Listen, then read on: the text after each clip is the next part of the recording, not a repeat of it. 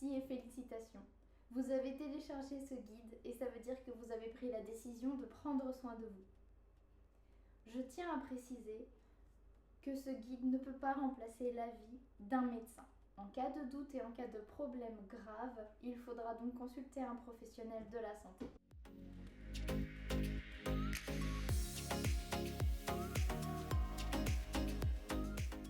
Comme son nom l'indique, ce guide vous permettra d'adapter votre alimentation pendant 5 jours pour prendre soin de votre peau.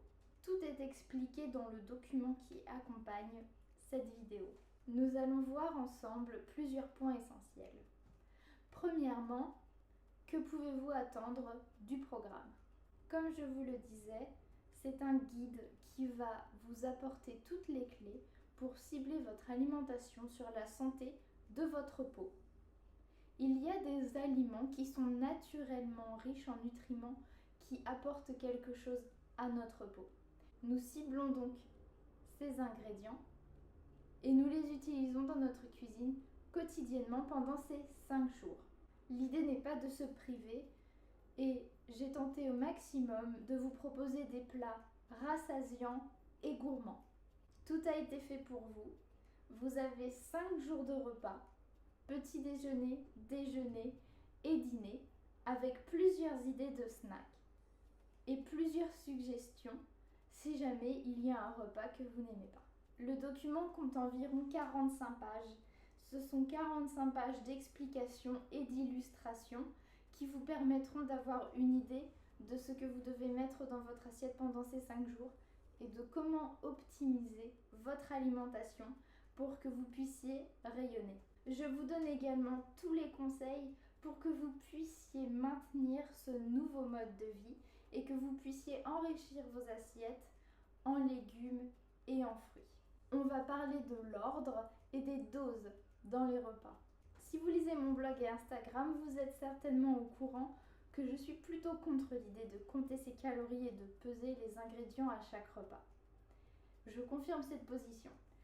Si c'est tous les jours, ce n'est pas quelque chose que vous pourrez maintenir. Certaines études montrent que c'est en fait contre-productif et que compter ses calories peut vraiment avoir un effet néfaste sur votre régime alimentaire.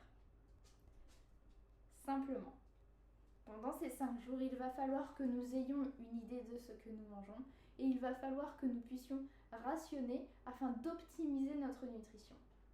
Il peut être intéressant, parfois, de peser ces aliments, ne serait-ce que pour avoir une idée de ce qu'une portion normale pour nous représente. Je vais vous parler des céréales. J'ai volontairement omis les céréales pendant 90% du guide et c'est fait exprès. C'est tout simplement parce que je voudrais vous laisser une marge de manœuvre. Adaptez chaque repas à votre faim. Il se peut que le repas en lui-même tel que je vous le présente vous suffise. Si vous n'ajoutez pas de céréales, alors vous pourrez tirer un maximum des bénéfices du programme. Simplement, l'idée n'est pas de vous affamer.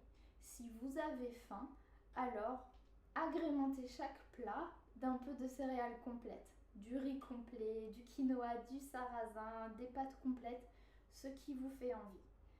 L'idée n'est pas de faire une détox. Et donc, il est important de moduler en fonction de vos propres besoins. Que devez-vous faire avant les 5 jours?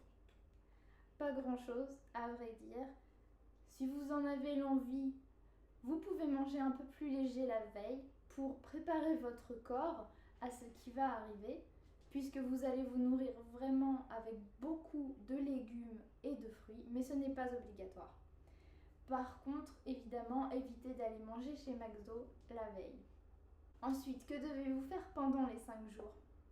Il vous suffit de vous laisser guider, tout est prévu dans le programme.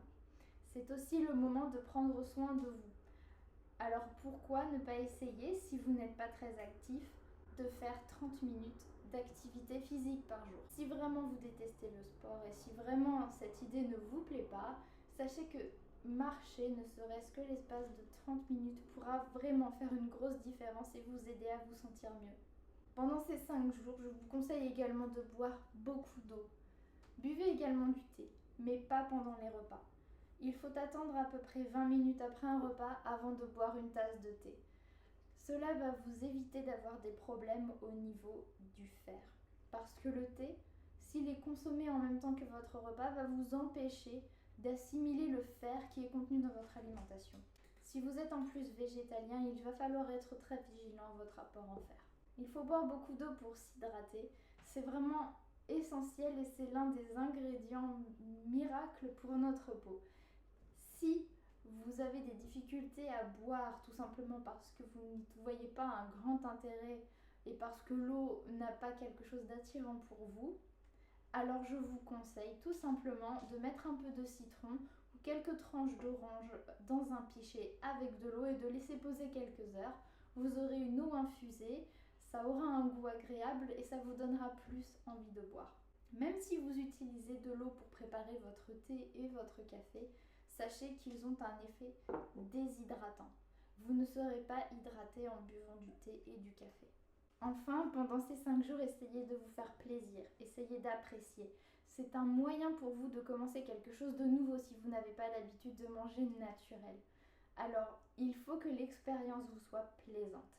C'est pour cela que j'insiste sur le fait que ce guide vous donne des repas à titre indicatif et que vous pouvez les moduler. Bien sûr, il faut rester dans l'esprit du guide afin de pouvoir en tirer tous les bénéfices.